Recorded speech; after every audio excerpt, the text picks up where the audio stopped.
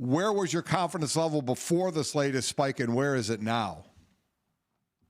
Yeah, not to sound like a lot of people, but if you go back to Memorial Day, I felt great. I may have even expressed that to you guys at some point. Not anymore. I think the only people who are selling delusion and hope right now are folks who run college football. They're talking about on-time beginnings and full stadiums, and they're all full of crap. It's time to start speaking realistically. I heard Adam Silver the other day say, "Yeah, we might have to shut things down." I mean, that you have to be realistic, and I think for too long, college executives have been selling hope, the push to get players back on campus, the push to do all of these things, which is fine. We're not. None of us are against college football. We're all huge fans, but it's reality time now. It's July 1st, and anyone who believes that the college football season is in good shape is wrong. I don't even know what the best case scenario I could give you right now is. I do believe that if there is a season, it won't start on time, and I'm beginning to seriously question whether there will be a season or not. Yeah, it's interesting. As Golic and Wingo is brought to you by Straight Talk Wireless. Straight Talk Wireless runs on the same networks for up to 50% less. Get the unlimited plan with up to 25 gigs of high-speed data, then 2G for just $45 a month. No contract. Straight Talk Wireless, no contract, no compromise. Compromise might be the way we find a way to do this, Paul. We've heard the Ivy Leagues talk about two separate scenarios, either A, starting later and then just playing a 7-game in-conference schedule, or maybe pushing it to April. And we get it. The Ivy League is different because everyone is close to each other. The longest ride we checked was Penn and Philadelphia to Dartmouth and Hanover, New Hampshire, which is about a 6-hour ride. The money-making conferences, we know who they are, the SEC, the ACC, the Big 12, the Big 10, the Pac-12, those big-time conferences, they don't have that luxury. So if they're going to play, they're going to be exposing themselves in ways that other sports like the Ivy League or the bubbles that are going to be in the NBA and the NHL aren't. So, what's the most realistic outcome in your mind at this point for getting the season to start, let alone finish? I think the most realistic, Trey, is getting through the next 3 to 4 weeks, which I think will be among the most perilous few weeks in college football history, because decisions have to be made now. You just can't keep saying we have time is on our side. Time is no longer on their side. That was great on Easter and Memorial Day, but that ship has long ago passed. So I think they have to watch the spikes around the country, and we all know where they are. Outside of California. In Arizona, most of them are in the Deep South, the states that return to some normalcy first and aggressively. And if these numbers go the way that Dr. Fauci said they would yesterday, I think it means that college football will have to continue to delay.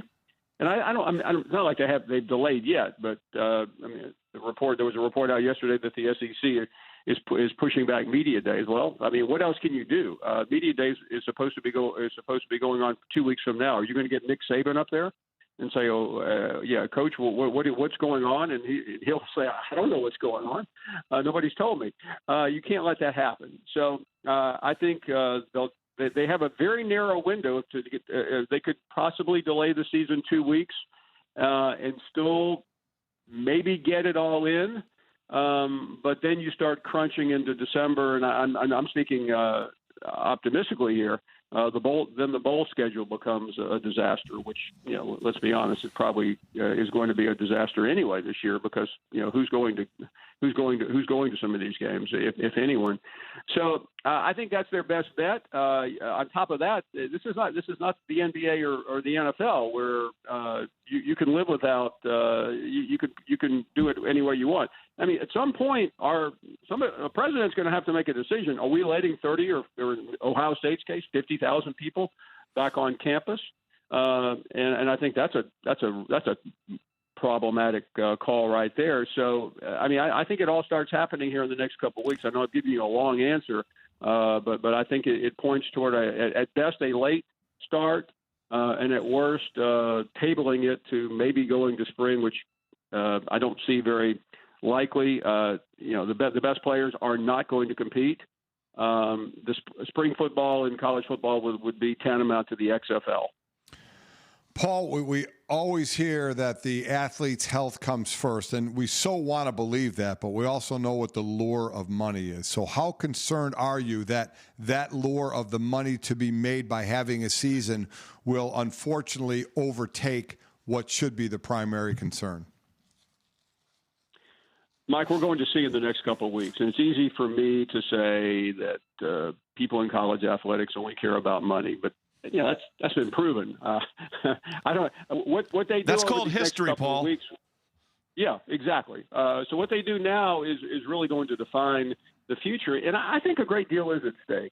I think if they're cavalier and simply say we're too big to fail, they could do more damage than just trying to salvage the season. I saw the player at Arizona tweeted something out overnight about nobody caring about us. I think you're going to hear a lot more of that.